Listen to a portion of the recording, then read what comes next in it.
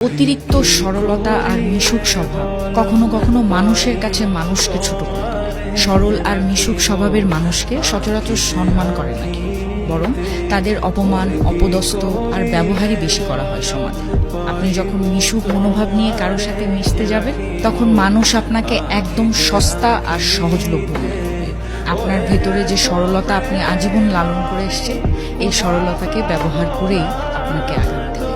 এমনকি আপনার কাছের মানুষগুলো এই সুযোগ হাতছাড়া করবে না। একদম খেয়াল করবেন, নিজের ইগোকে তুচ্ছ করে যারা মানুষকে ভালোবাসতে জানে, সম্মান দিতে জানে, মানুষকে আপন করে নিতে জানে, পৃথিবীতে তারা মানুষের কাছ থেকে কষ্ট আর যন্ত্রণা ছাড়া কিচ্ছু পায় না। বিশ্বাস করেন, অতিরিক্ত সরলতা আর মিশুক মনোভাব নিয়ে মানুষের ভালোবাসা পাওয়া যায় না।